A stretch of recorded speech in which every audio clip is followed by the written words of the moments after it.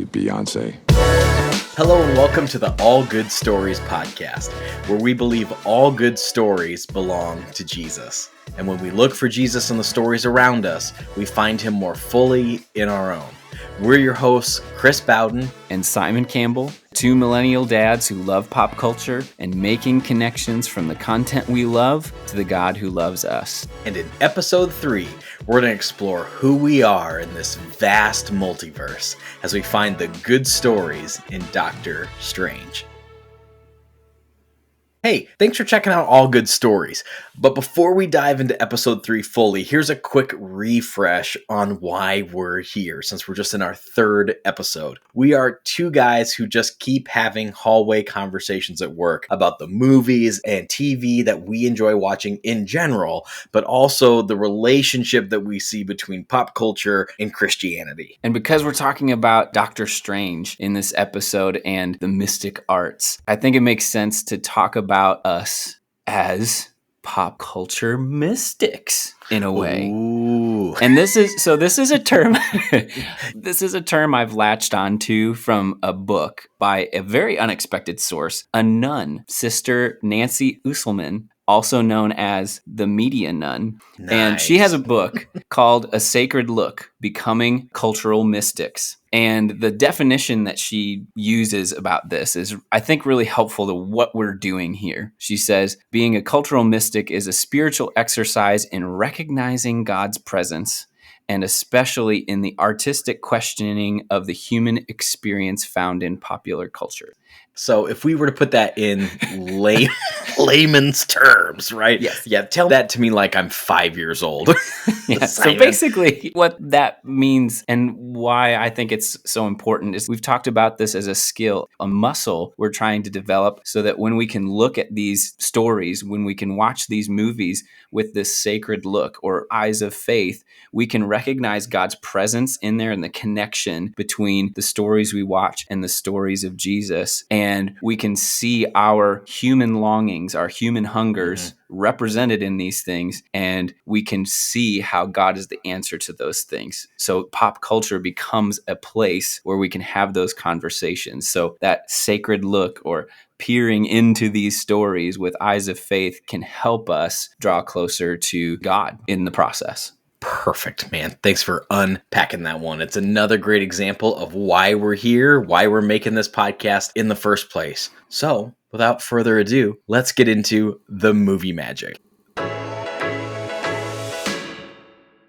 So Doctor Strange is a story that follows this character of Dr. Stephen Strange, who's a brilliant but super cocky, super arrogant neurosurgeon. And his whole life takes this drastic turn after a car accident where he shatters his hands. So this nerve damage that he experiences, the hand tremors and everything, completely shatters his life. So he's desperate to regain these abilities, and he's doing everything in his power to try to get back to where he was. And to the point where he seeks out this mysterious society or cult called Karmartage. And he encounters there this ancient one, this teacher, who's a powerful sorcerer who trains him in the mystic arts. And as he learns to harness this power and magic through the mystic arts, the world at the same time comes face to face with this threat from a dark force that's unleashed by these other bad guy sorcerers. And Doctor Strange is kind of caught in the middle of this and has to choose between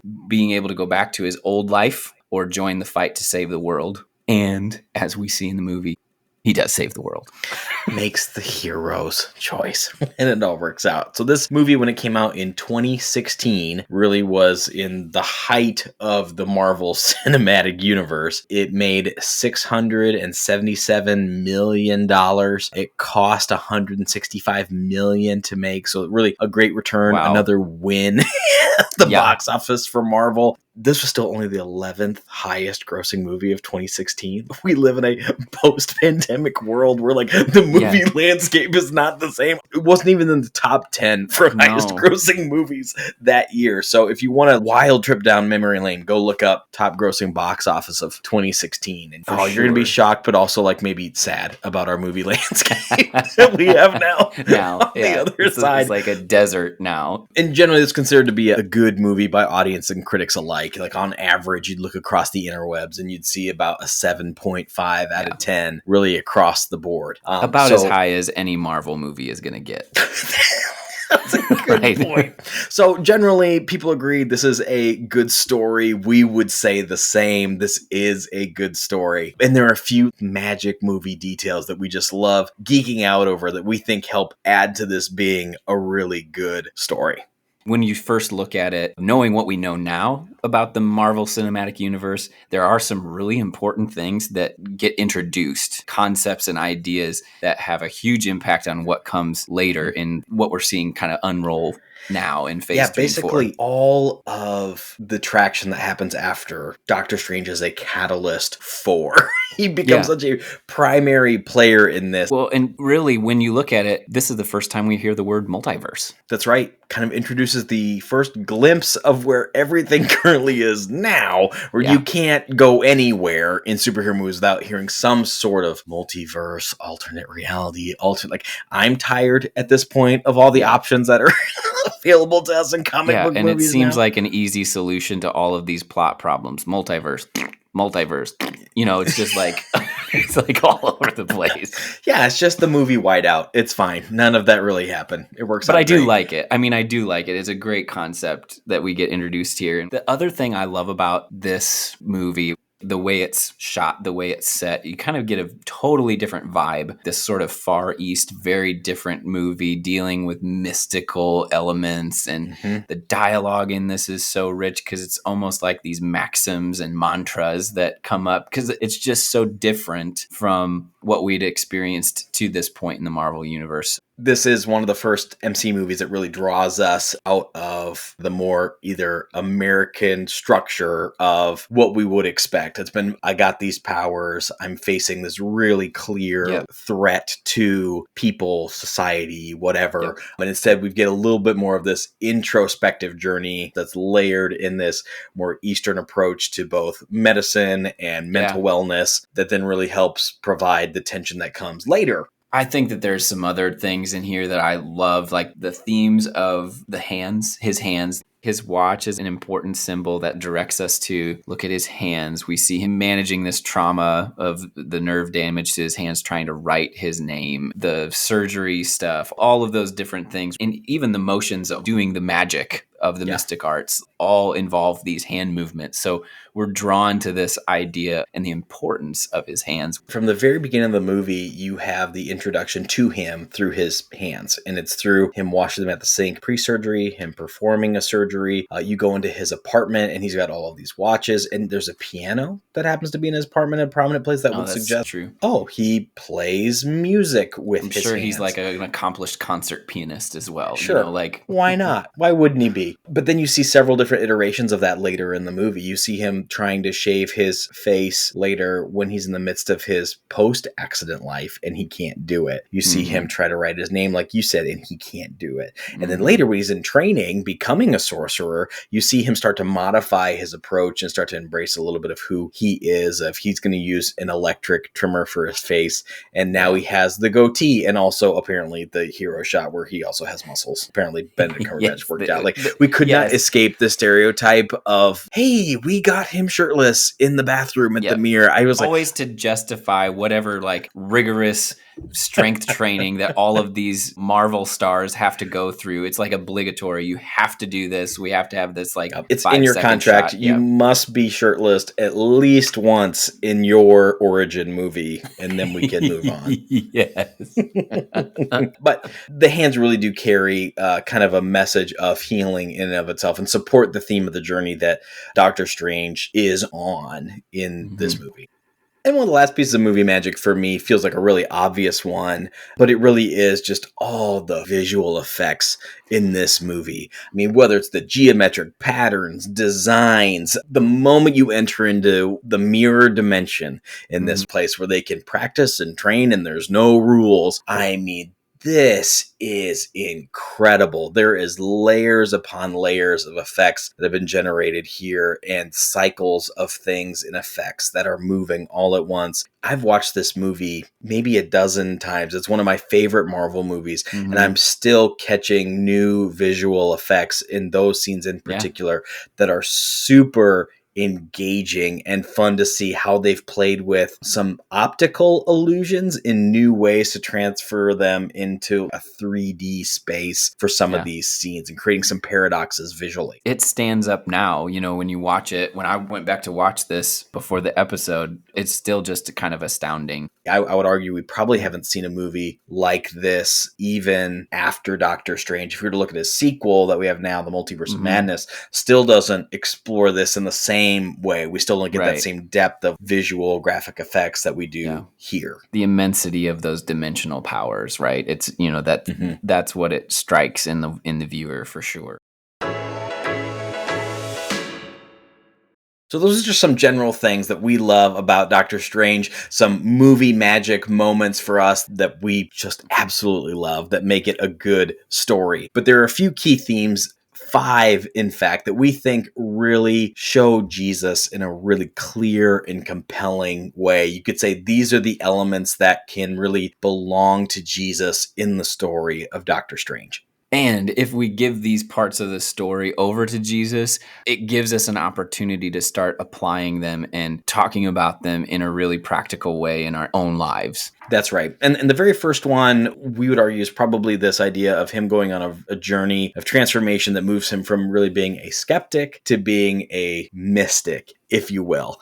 Doctor Strange starts out as this beautifully analytical person. Everything is very black and white, straightforward, has to be explained, has to be justified. There has to be a reason for that has such a visceral rejection of anything that may feel magical, supernatural, unexplainable, until he has this accident in his life. And he even is talking to a doctor on a video call at one point that says something like, I'm just looking for possible, because it can't be done, but is it possible? He's desperate and he's reaching this point of finding the impossible. Yeah. And that's the journey that he's on, is like he has this bounded world that he's a master of, that he's got control over and all these things. But in his questions, this catastrophe drives him to ask these bigger questions. Well, if, Western medicine has failed me, then I'm going to go east. I'm going to take a risk and push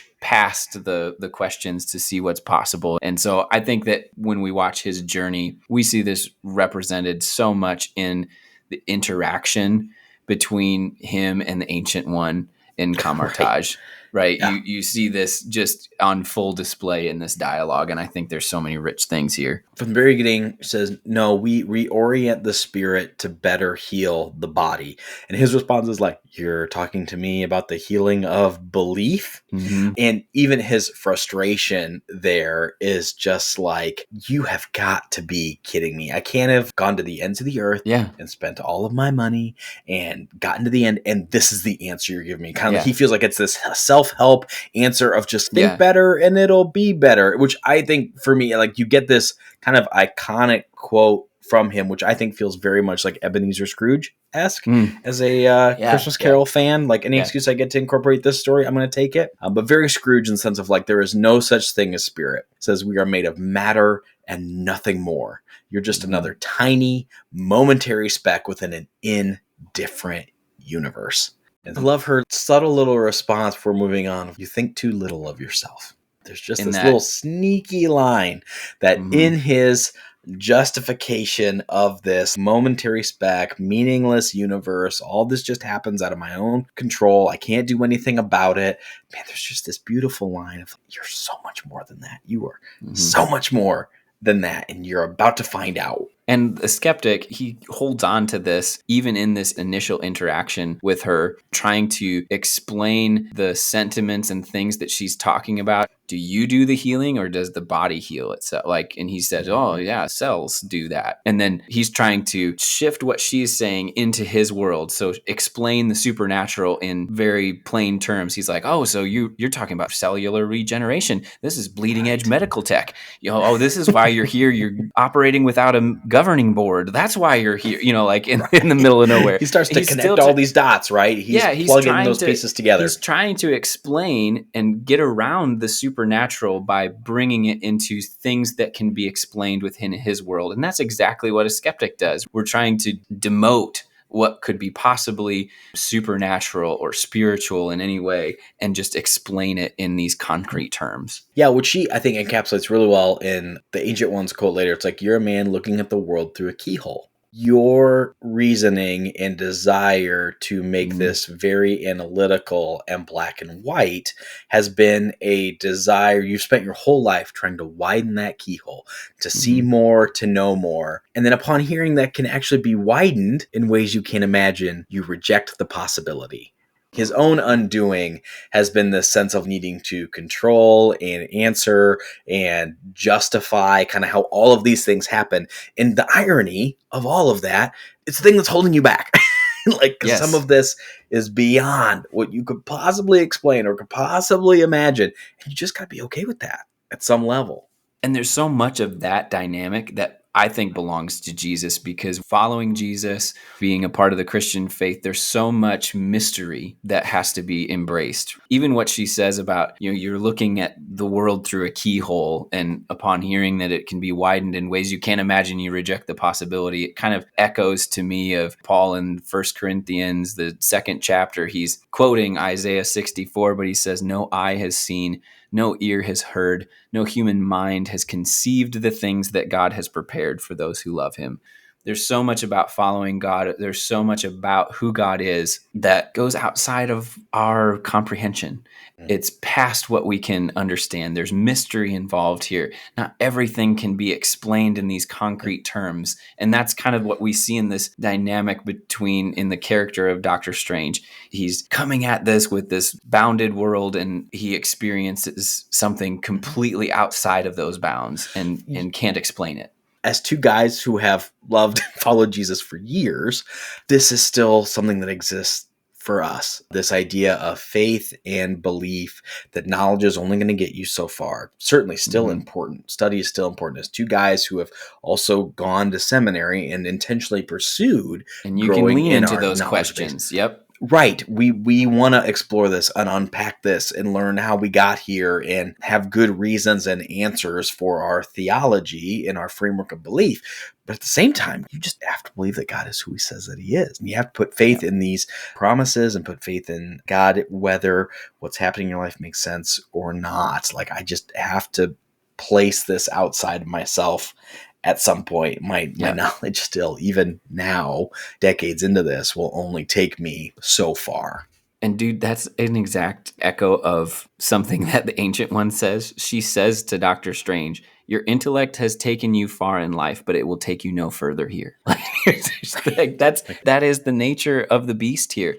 We can press into our questions. Our questions are good, but they can only take us so far. There is something about following God that is just so far beyond our comprehension and our wisdom that there is a mystical aspect to following Jesus. There's mystery that you have to embrace, which requires faith. Not only in the challenge of I don't know, but also in the best of ways. Oh, yeah. It's hard to imagine a story in which God is as good as he actually is. Right. If I could explain everything about God, if I could wrap him up and place him in a box and explain everything there is about him, well, then how big is that? That's not a God worth following. That's not a God that can encompass the problems that we experience in the world. That's not big enough. Yeah. If he's really the God of the universe who controls everything, then I probably should not actually be able to comprehend all the things that make him the God of the universe.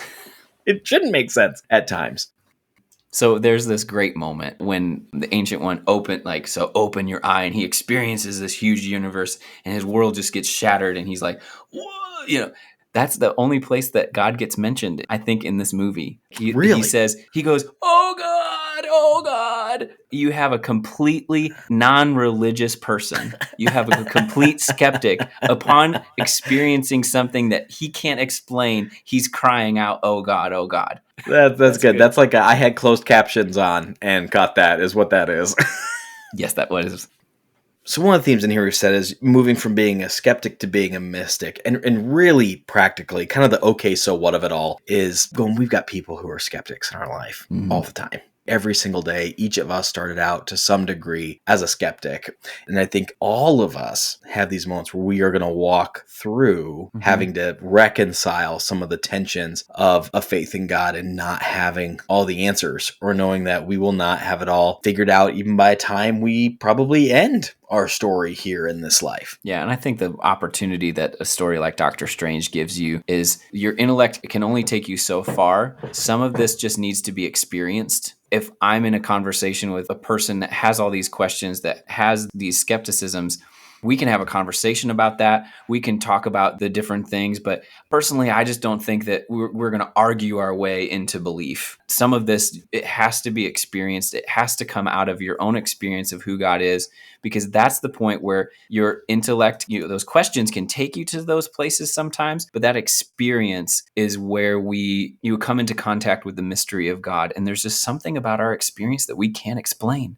And that's where our belief is birthed. It kind of reminds me of the conversation that Jesus has with Nicodemus in the 3rd chapter of John.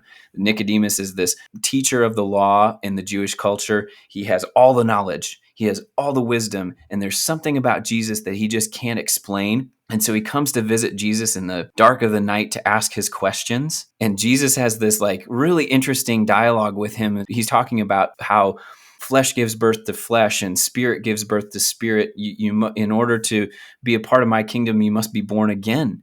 And Nicodemus is just completely perplexed by this because his What knowledge. Are you talking about? Yeah, his knowledge is no use at this point. His intellect has taken him as far as he can go. And Jesus literally says to him, "You're Israel's teacher and you don't understand these things? How can I possibly be talking to you about heavenly things if you can't, wrap your head around this?" And so those are the things where I think you can argue, you can use your intellect to a certain point, but at some level it has to be this experience. And we see that in the interaction with Jesus and Nicodemus. We see this experience of something completely different that breaks all of his definitions. And we see him later, Nicodemus, we see the same guy at Jesus's death be one of the ones that approaches the authorities and kind of sticks his neck out to be a part of acquiring the body of Jesus and arranging for the burial. So we see somebody come full circle from that skeptic to now he believes, and he's willing to risk on that belief.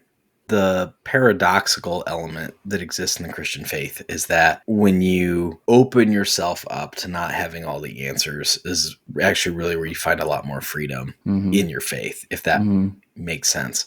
What I would say to somebody who's in that place of they just don't feel like they have the answers to their questions, of course, I would not say stop asking questions. Continue to ask your questions. Right. But at some level, what's probably lacking is just you being open to an experience of God, to place yourself in okay, show me something. Where in Doctor Strange, where the Ancient One just blows his mind, right?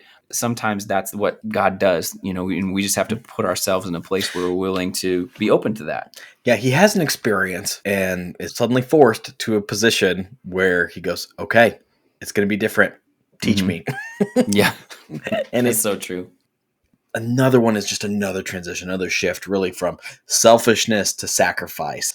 And from the very beginning of this story for Stephen, we get it from his ex-girlfriend, Christine, who says, everything is about you. And just looks at him with this knowing glance. It's like, you know exactly what I'm talking about. And we do. We get the sense that he is most interested in his own career. He's most interested in what's going to build him the most rapport, what's going to get him kind of the accolades that he's looking for, and is really finding all of his purpose, drive, motivation through the work that he's been able to accomplish and do as a neurosurgeon. And his lack of empathy and engagement with others is even displayed in his like shying away from a family. He's literally helped save someone's life in their family. They want to give him a hug. They want to embrace him in this moment. And he just has this inability, or at least not a desire, to engage with people relationally, right? He just kind of hedges out. He's on to the next thing. He's on to the next project, on to the next and he's above all this, solve. Right? And Christine says this in a context to where he's like, yeah, you should come with me. I'm speaking at a speaking engagement. That would be fun for you, right? This situation is all about me. When he's supposed to be helping people in this role of a neurosurgeon,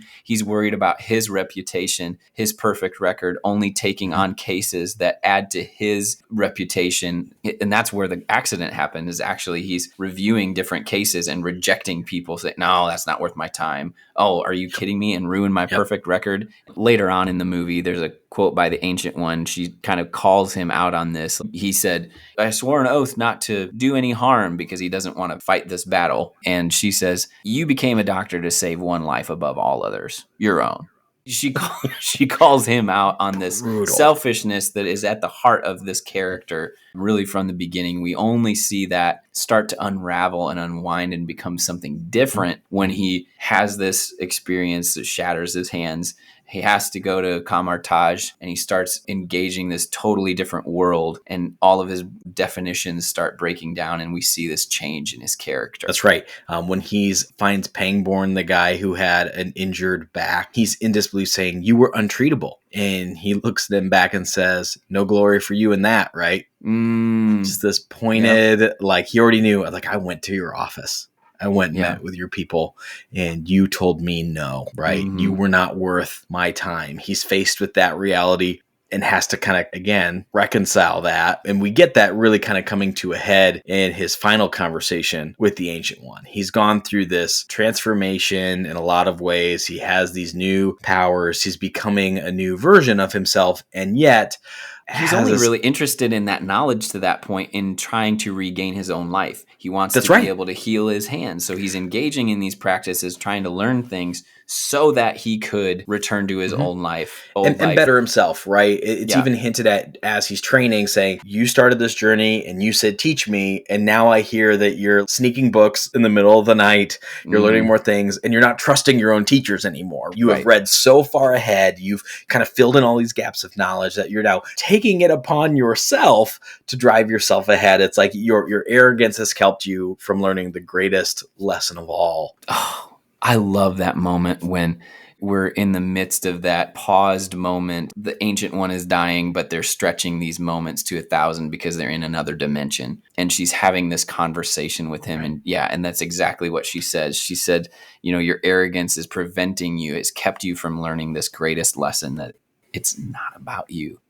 Christine at the beginning says, Stephen, it's all about you, to basically describe his attitude about life. And then to have this other woman, the Ancient One, his teacher, say to him this ultimate lesson, it's not about you. And so we see this breakdown, and we see this shift kind of happen. And now Stephen is faced with this choice of choosing whether he's going to go back to, use the power he's found to go back to his old life and live within this selfishness that has defined his character. Which we see that in the Pangborn character. It's not really called out. It's called out in a gracious way. We don't say he's selfish, right? But he's chosen, like he's got what he's needed and he's gone back, or serving something greater than yourself. Serving something greater than yourself. Ultimately play out in the most iconic line of the movie that we hear over and over.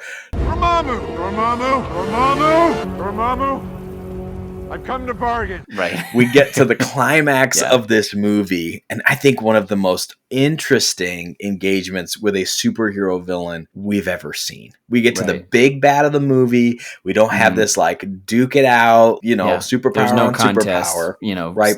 Yep. Steven is totally outmatched, right? Yes. There's nothing this guy can do except sacrifice himself over and over and over again. He makes that shift from selfishness to sacrifice. And that's between choosing whether to go back to his old life or be a part of something greater and sacrifice himself for the good of all. That's the shift we see in this character. And you might say, okay, so what? What do we do with that?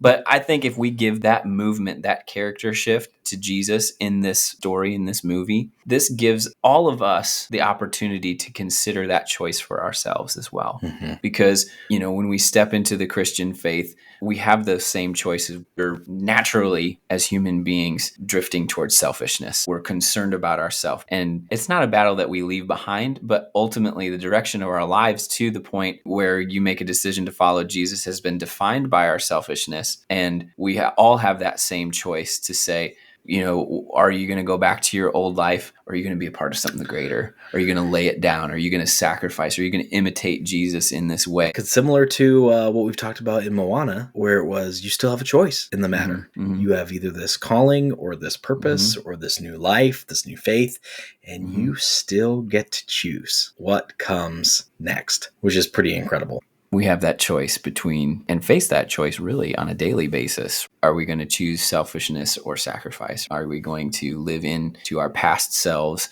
or our new selves? That language is littered through scripture. So take off the old self and put on the new self. We are a new creation in Jesus. The old self is gone. The new has come, to be a new creation in Jesus and to live out sacrifice over selfishness. I love that we see this so clearly in a movie where I'm going to be able to talk about that with my kids someday, when they're at a point where they can handle seeing Dormammu on screen, but can have a conversation.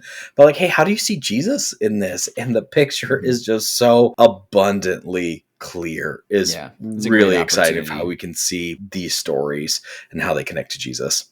I think another theme that we see in Doctor Strange is this shift from seeking to control everything to surrender. This idea of surrendering control in order to gain control. And he's so frustrated about not being able to do magic because of the limitations of his hands. And they call in another one of the sorcerers, has him come in, and he does not have a hand. He's missing a hand and is able to perform all of that magic with or without a hand, and just proves that, hey, the problem here really isn't what you think this problem is. And she responds, you cannot beat a river into submission. You surrender to the current and use its power as your own. What a great picture of a relationship with Jesus. I just cannot force or will this thing to go the way that I want it to go. If I try to control the life that Jesus wants me to live, I'm going to drive myself into the ditch over and over and over and over. Like, part of this life with Jesus is that I am just surrendering the control of my own life because I believe that what God has is actually better for me. I have to use God's power, the Holy Spirit's power, as my own. And I go, woof, there it is, right there. There's the whole message of a relationship with Jesus, is allowing a God strength to lead the way rather than your own. Yes. And really allowing God to work through you is not by our strength that, we're able to do anything. It's God's power that's accomplishing this, and we're conduits. You're so right. That's a rich connection between that river analogy and the kind of language that we see when talking about following Jesus. Another big theme in this movie that's really connected to the whole narrative of the Bible is the idea of death versus eternal life. The real big topic, right? But really it starts as playing off of this idea of the power or danger in having knowledge or even gaining wisdom. We kind of what feels like a bit of a biblical story here of there's this knowledge of good and evil that's contained in these texts, in this library in Kamartaj, where there's this temptation towards this forbidden or dangerous knowledge, saying nothing is forbidden, but certain things are not safe practices that we don't endorse, we can't follow. And so already there's this idea of a temptation to this kind of power and access to this kind of power through knowledge, which is super interesting. The practice that's being downplayed is the one that's chasing after eternal life. That's the ritual that Caecilius and his disciples are trying to steal, is accessing the dark dimension that could be a source of eternal life. He thinks that the world is, quote, not what it ought to be, and even says that humanity longs for the eternal, drawing out this ultimate longing of humanity's heart we want to live forever. And spoiler alert, we do have a longing toward wanting to be eternal. Like, that's true. That's called out in this I think that's a human story. hunger of everybody, right? When you look at the world, there's no way that you can't look at it and say, man, this just feels like this is not how it should be. And we long for something that is good, that is lasts. We long for the eternal. We're searching for that. We're, yearning for that in our lives. And it's a great quote straight out of the movie. And really, he's placed it in a false promise instead. The Ancient One hints at it several times, knowing what she knows, of saying, hey, you think that this is a promise of eternal life, but it's eternal torment. This is not what you think it is. But he is thinking, hey, Dormammu promises a place beyond time where we can all live forever. And Stephen's response is, yeah, but he made you a murderer. Like, how good can this kingdom be? It's like, have you seen your face? There's something wrong with your face. This is not a good sign. I love even that symbolism of, hey, evil leaves a mark. There's even this imagery of like, hey, the symbol of Dormammu on their forehead, all that stuff. I mean, there's like that spooky stuff of like, hey, when things are not as they ought to be, when we break things, it leaves scars, like there's damage that's done here. Caecilius says death is an insult. Time is an insult. This is not how it's supposed to be. And while those things are true, the Ancient One instead looks at it differently. Death is what gives life meaning. This is what makes it precious. She also says, our fear of death is what gives Dormammu power. That's Yep. In the Christian life, when we look at the symbol of death, we can give that too much power. We're longing for the eternal. We recognize the world is not what it's supposed to be. We feel intrinsically that death is just wrong. This is not what it's supposed to be. But we see the promise of eternal life, not one that is a false promise, but one that is life as it's supposed to be, without death, without suffering. And we get this promise, and it's fulfilled in its fullness. The last theme that we are seeing in this that really speaks to a relationship with Jesus and some of the character of Jesus here is this idea of trusting your teacher. Stephen goes through this wild ride, getting a glimpse of the multiverse and multiple dimensions when the Ancient One first sends him on this journey, right? When he shows up at Kamartash, she finally blows the lid off the secret here, show him what's beyond the world that we know. He crash lands back in the room, and the first thing he says is really the first humble thing that he says, teach me. Trust our teacher is going to reveal more things and places for us to grow that require us to study and practice. And then we're going to go back. And when we struggle with that, or when we don't understand, like, okay, trust the teacher, right? Like, these things are just cyclical in a way together. And doing that is a way of expressing your trust for your teacher, is by studying what Jesus says, by practicing what Jesus says, putting these things into practice, even if they feel hard, even if they feel weird. That's going to be those things that grow you. And the quick sidebar tangent that I love in this dynamic between like two people who are learning in Kamartash is between Strange and Mordo's different approaches here. So good. Because for me, it reminds me so much of the relationship that you see in another big piece of pop culture, Alexander Hamilton and Aaron Burr. Because Strange washes up on the shores of Kamartash, just like Hamilton does on the shores of the United States. First person he really runs into is Baron Mordo, runs into Aaron Burr, this first friend he makes. And Baron really says, like, hey, can I offer you some free advice? Right? Forget everything you think you know. From the very beginning of the musical of Hamilton's, hey, can I offer you some free advice? Oh, my Talk goodness. less. Smile more, right? And Mordo lives by this natural law above anything else, right? Yep. Natural law, natural. It just drives him. And Burr lives by his own set of rules of like, talk less, smile more, talk less, smile more. And Strange is ambitious and inventive and ruthless like Alexander Hamilton, and Burr and Mordo are instead kind of driven by their own set of principles and rigidness. And in the end, they become these enemies out of the perception of this other person who is more flexible and really kind of relentless or ruthless towards the pursuit of what's bigger or greater beyond themselves. And so for me, there's just this like parallelism between these characters and these things. Look that, at you if nothing else, Hamilton is just into Doctor Strange. But the place in this movie that I see Jesus most clearly is when we have this confrontation at the end of the movie between Dormammu, who is this interdimensional being of death and destruction and immense power, facing off with Doctor Strange. And he's brought time into the equation. And we see him dying over and over again. And this is the part where this conversation, I think, this is what belongs to Jesus. He says, Dormammu says, "You'll never win." But Doctor Strange's response is, "Yes, but I can lose again and again and again. And that makes you my prisoner." And that's the moment where I think we see the fabric of this story just completely get overlaid with the story of Jesus, because in the person of Jesus, we do see one who steps up to the undefeated opponent of humanity, death, and says, "I'll lose. I will lose. I will give up my life.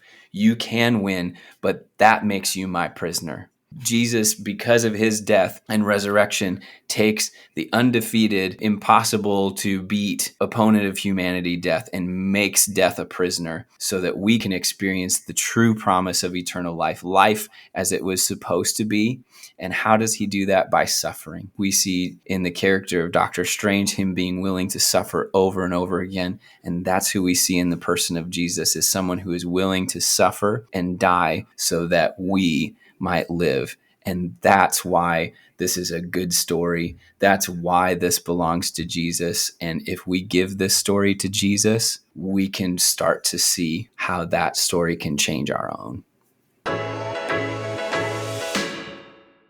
So those are just a few themes and ways we can see and give this story over to Jesus. In contrast, however, to wrap everything up here is one way we should not give this story to Jesus.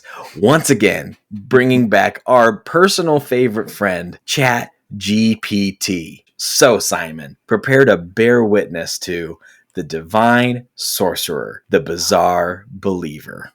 Oh, no. Meet John Alleluia, an unassuming pastor who stumbles upon an ancient Bible hidden deep within the dusty archives of his local church. Together with his quirky sidekicks, Sister Serafina, a devout nun with a talent for levitating hymnals, and Brother Benedict, a novice monk with the unique ability to transubstantiate donuts, John must navigate a new world of Christian mysticism. We're bringing transubstantiation in here. ChatGPT has got some theology to bring to the table. Armed with his trusty holy cloak of sanctification to help him see the hearts of his parishioners, diagnosing their spiritual needs with uncanny accuracy. With spells to turn water into communion wine, part an endless sea of pews, and summon guardian angels for the ultimate heavenly backup, this divine sorcerer serves up a movie that's sure to be a blessing in disguise in this straight-to-DVD classic. Straight to DVD. That would, oh my goodness. So that is one way not to give this story to Jesus. All good things must come to an end, including this podcast. And thanks again, everybody, for joining us for episode 3. We hope that these are valuable conversations as we explore movies and take a sacred look at the things we're watching. And we would love to keep the conversation going with you online, whether that's sharing your own thoughts, insights, and questions, or your recommendations of good stories we could be taking in or talking about on this podcast. You can track us down on Instagram at All Good Stories Podcast. We'd love to hear from you and are excited to connect with you there already. And remember, all good stories belong to Jesus. And if you choose to give your story to Jesus, you can be sure he'll make it a good one.